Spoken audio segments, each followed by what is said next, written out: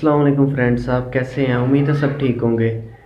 हमारा जो topic continuously चल रहा है कि measurement of elasticity of demand. हमने पहले लेक्चर में ये देख लिया कि कुल खर्च के मेथड से टोटल एक्सपेंडिचर के मेथड से किस तरह मेजर करते हैं। आज का जो टॉपिक है इसमें हम ये देखेंगे कि परसेंटेज मेथड से किस तरह उसको मेजर करते हैं। फीसद का तरीका यानी परसेंटेज मेथड।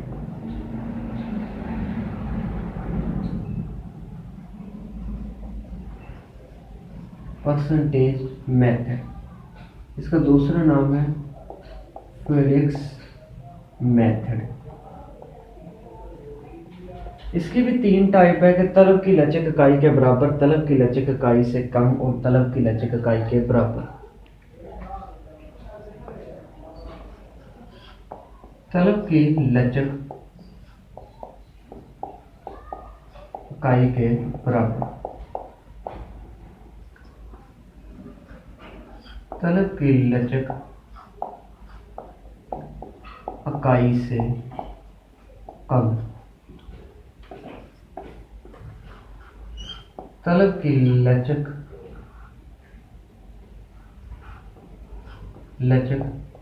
इकाई से ज्यादा। सबसे पहले हम तलब की लचक इकाई के बराबर इसको पढ़ेंगे। इसके बाद तलब की लचक इकाई से कम और तलब की लचक इकाई से ज़्यादा। पहले हम देख लेते हैं कि फीसद के तरीके की डेफिनेशन क्या है। तलब में वो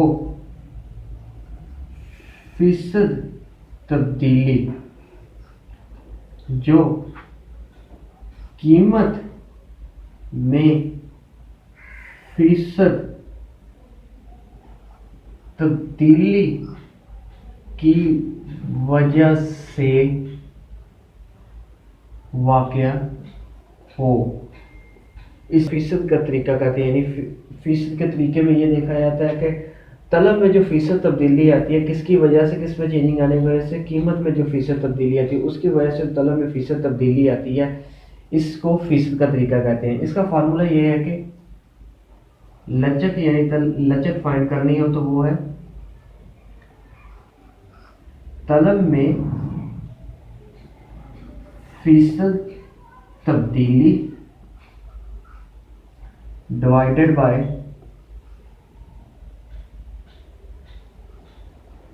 कीमत में फीसद तब्दीली। इसको हम इस तरह भी लिख सकते हैं, ED is equal to delta P बटा डेल्टा Q बटा Q divide multiply 100 delta P बटा P मल्टीप्लाई 100। इस तरह हम लिख सकते हैं, या हम इसे इस तरह भी लिख सकते हैं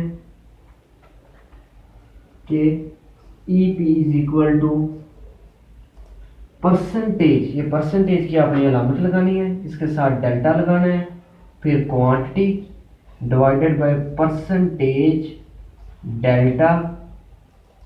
डेल्टा मतलब चेंज इन प्राइस। तो ये फीसद के तरीके का फॉर्मूला है। इसके हम जो पहली टाइप है यानी इकाई के बराबर, उसको देखते हैं डेफिनेशन के थ्रू और एक एग्जांपल के थ्रू हमें कंप्लीटली समझ आ जाएगा। फार्मूले की मदद से देखते हैं। इकाई के बराबर यानी तलब की लचक इकाई के बराबर, ये पहली टाइप हम देख। इकाई के बराबर जब तलब में होने वाली फीसद तब्दीली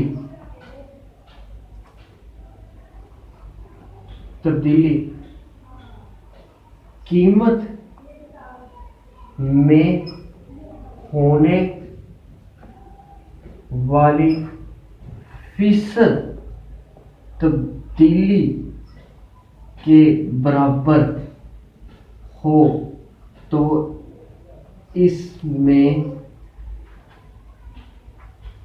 तलब की लचक इकाई के बराबर होगी। फॉर एग्जाम्पल हम कहें कि तलब में फीसद तब्दीली 10% होती है और कीमत में भी फीसद तब्दीली, यानी हमने यही कहा ना कि जितनी तलब में फीसद तब्दीली होगी उतनी कीमत में फीसद तब्दीली हो, यानी बराबर तब्दीली हो कि कीमत में जितनी तब्दीली उतनी तलब में तब्दीली, तो इसमें तलब की लचक इकाई के बराबर होगी। फॉर एग्जांपल हम फार्मूला वही लिखते हैं, percentage delta Q percentage delta P is equal to E P.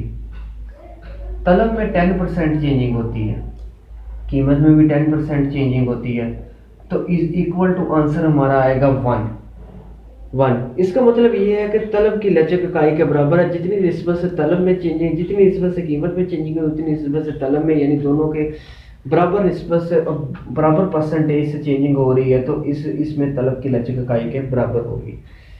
अब इसकी सेकंड टाइप हम देखते हैं कि इकाई से ज्यादा।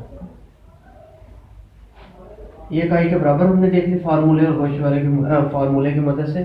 अब हम देखते हैं इकाई से ज्यादा, यानी ग्रेटर देन द यूटिलिटी। जब कीमत में फीसद तब्दीली मामूली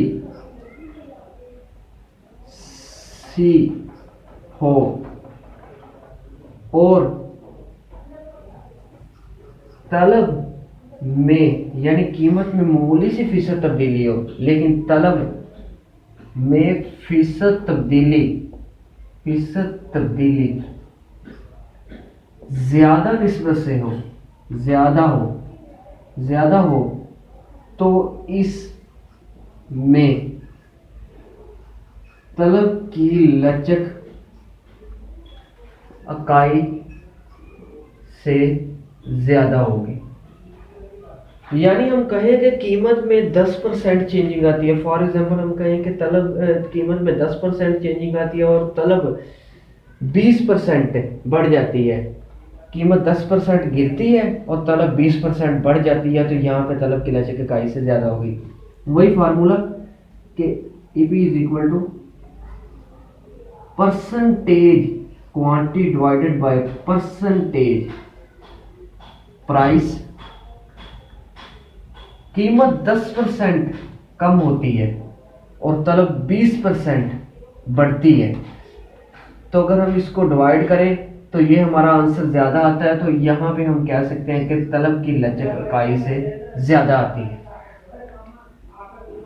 तलब की लचक इकाई से ज्यादा आती है। अब हम देखते हैं कि तलब की लचक, यानी कीमत में 10% कमी से तलब में 20% इजाफा हो जाए तो तलब की लचक इकाई से ज्यादा होगी।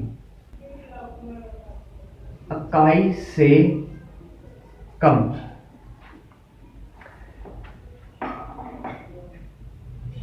किसी शय की कीमत में फीसद तब्दीली ज्यादा हो और तलब में फीसद तब्दीली कम हो, तो यहां पे तलब की लचक इकाई से कम होगी। फॉर एग्जाम्पल हम कहें कि कीमत में 20% तब्दीली आती है और तलब में 10% तब्दीली आती है, तो तलब की लचक इकाई से कम होगी। फॉर एग्जाम्पल हम यहीं पे formula EP is equal to percentage delta Q is equal to percentage delta P। कीमत 20%, यानी तलब में 10% चेंज आती है, तलब में 10% चेंज आती है, कीमत में 20% चेंजिंग आती है, तो यहाँ पे तलब की लचक इकाई से कम होगी। यानी हम ये कह सकते हैं कि कीमत यहाँ पे बेसिक नीड्स कह सकते हैं कि बेसिक नीड्स की अगर कीमत 20% भी बढ़ जाती है, लेकिन लोग उसकी थोड़ी सी मिकदार लेना कम कर देते हैं। बाकी वो चीज़ें रेगुलरली लेते हैं, क्योंकि उन्हें वो चीज़ें ज़रूर खरीदना होती है अपनी ज़िंदगी गुजारने के लिए, यानी अपने आप को सर्वाइव करने के लिए, अपने जिस्म को एनर्जी देने के लिए उन्हें वो चीज़ें ज़रूर चाहिए होती हैं। अगर उनकी चीज़ों की प्राइस में इजाफा भी हो जाता है ना, तो फिर भी वो उनकी मिकदार में थोड़ी सी कमी करते हैं, लेकिन वो चीज़ें जितनी मिकदार में पहले खरीदने होते हैं उसे थोड़ी सी कम करके वो चीज़ें वैसे ही खरीदते रहते हैं। इसलिए तलब की लचक इकाई से कम होती है। हमेशा याद रखिए कि जो हमारी बेसिक नीड्स यानी बुनियादी गुड्स हैं जिनको हमने ज़रूर हासिल करना है, उनकी तलब की लचक यानी लचक इकाई से कम होती है। जो चीज़ें हमारी लग्जरीज गुड हैं, घर बंगला गाड़ी वगैरह, ये इन चीज़ों की तलब की लचक इकाई से ज़्यादा होती है, यानी इनकी लचक इकाई से ज़्यादा होती है। अगर हमारी सैलरी बढ़ती है यानी इनकम बढ़ती है तो फिर ही हम इन्हें परचेज करते हैं, अदरवाइज हम इन्हें नहीं परचेज करते हैं, या इनकी कीमत कम होती है तो फिर परचेज करते हैं। चलिए ठीक है जी, हमारा ये टॉपिक आज का यहाँ पे एंड होता है। हमने कुल खर्च का मेथड यानी आउटले मेथड इसकी पिछली वीडियो में देख लिया, आज की वीडियो हमने फीसद का तरीका देख लिया। इंशाल्लाह हम नेक्स्ट वीडियो में मिलेंगे। अगर मेरी आपको वीडियो पसंद है तो लाइक और शेयर करें, और मेरे चैनल को सब्सक्राइब करें और बेल के आइकन पर क्लिक करें, ताकि जब भी मेरी नई वीडियो इसका नोटिफिकेशन सबसे पहले आपको मिले। अल्लाह हाफिज़।